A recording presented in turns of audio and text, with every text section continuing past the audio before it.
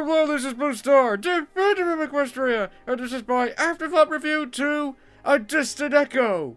I was feeling a little left out, so I made myself some clone trooper armor. Unfortunately, I think I'm gonna sneeze. Achoo!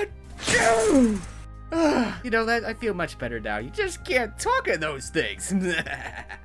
Once again, I'm going to do this in two parts where I'll do the Afterthought review, and then I will do a part where I basically talk about whatever I want and go weapons free! So, this was an interesting but yet odd kind of episode. It definitely had a surprising ending. There were definitely a lot of interesting things to sort of stop and look at. So let's start off with the beginning of this episode. It's like, I thought this was kind of unusual and strange, but when I think about it, it kind of makes some sense. Surely Anakin's allowed to go and talk to one of his friends, but I guess given the personal nature of this conversation that he doesn't exactly want to do this in the war room or anything like that, so... But it was an interesting conversation between Anakin and Padme, and I was actually at first surprised that I'm talking to my wife, and what do I want to talk about? I want to talk about my clone commander, but of course that's what he's most worried about at the time, and she's trying to be supportive of him, so I think that's actually pretty good. And it was interesting to see Padme. I think she's meant to be just a little bit pregnant. Obviously, we're getting closer to episode 3. Anakin looks different. Padme is a little heavier, shall we say, just a little. So I kind of like that, and it was interesting to hear from Anakin and Padme just as basically husband and wife. Still odd, and especially since he's having Rex basically guard the barracks while he's trying to talk with Padme. I thought that was weird, but I kind of like that scene though. It's like, it's so awkward between Rex and Obi-Wan Kenobi. I think this is the first time I think we've ever seen Rex be like uncomfortable and like, I don't really know how to handle this, or what do I say?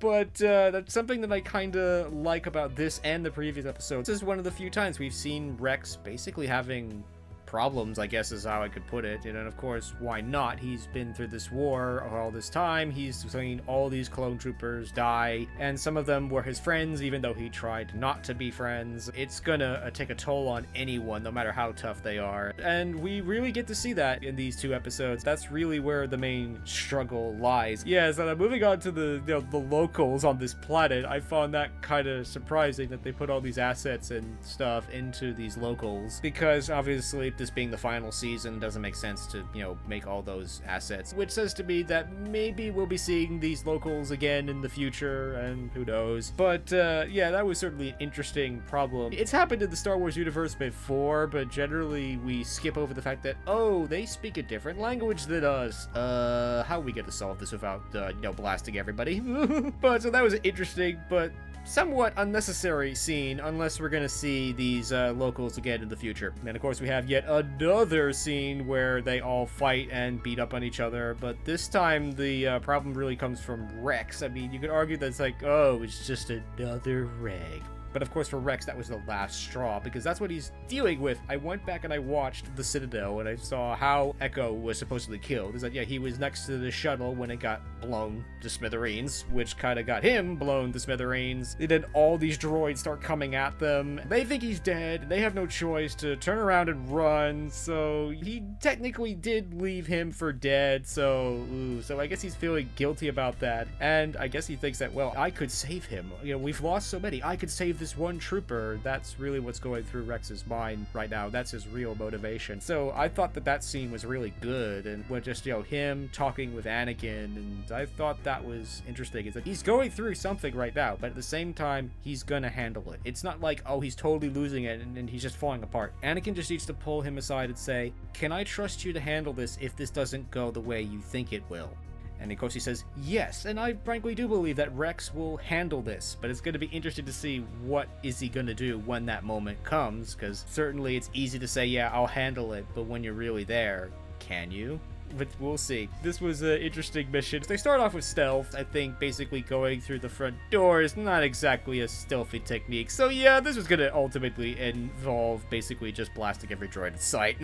Which definitely pleases Wrecker, but unfortunately was annoying to everybody else. So we're getting close to that point where it's time to go weapons free. Before that, I'm just going to say I thought this episode was interesting. It was interesting from a character perspective. It was definitely interesting to see what's going on in Rex right now, because we've never really seen that before. Rex has always been the professional soldier who's in some ways never affected by these things, but after all this time and everything he's been through, it's taken its toll, as it would on anyone. And it's interesting to see his struggle here, and I thought that was good. And overall, this episode was good. It had a little bit of action in it. It was a little bit of unusual action in it from time to time, but overall, this was a pretty good episode. So now it's time to enter the spoiler-free fire zone. Yeah, so if you don't want to know what happens at the end of this episode, yeah, don't watch the rest of this video. So I liked the ending of this episode. I did like the confrontation with Wat Tambor. I think I got his name right. At one point, he's like, "What? I don't know what you're talking about. I am going to rescue my friend. He's already dead, but his mind is ours." To me, this indicates that it may not be as simple as Rex thinks it is. Yeah, but the good news is that Echo really is alive. He's been kind of blown up a little bit, but he's still alive. Yay! I guess. Poor guy. He's been trapped in a stasis chamber, giving information to the enemy.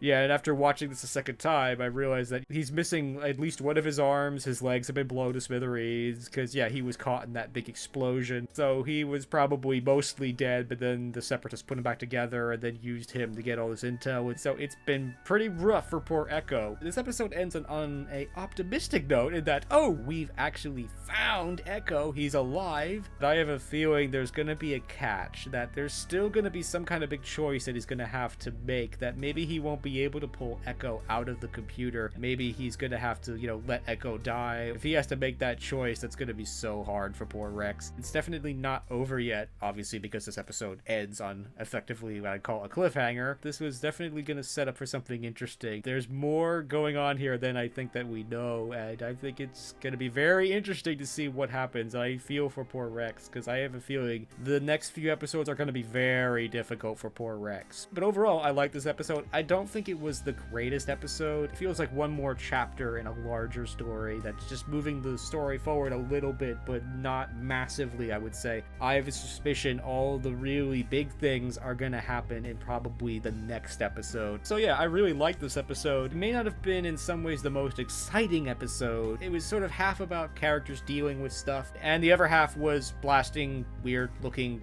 battle droids. I guess they're techno-union droids, so they're not exactly the same thing as the battle droids. But yeah, this episode was almost half character stuff and half action, which is not such a bad combination, to be honest. I thought it was pretty good. I mean, it wasn't, I would say, a shattering episode in some ways. Even though the revelation of, oh my gosh, Echo's alive and he is actually leaking intelligence should be really shocking, it somehow doesn't feel too shocking. I guess it's because it's confirming something that I think we already knew. I think the next episode is going to be the really cool episode. That's going to be the one where all the really interesting and exciting stuff, both in terms of action and character, are going to happen, and I'm looking forward to it. It's going to be awesome. So, roar! So now I'm going to go try out my shiny new armor. You don't think I'm going to get shot, do I? Because that seems what happens all the time. So, I hope you enjoyed this video, and as always, thank you for commenting, liking, and subscribing, and until next time, this is Blue Star.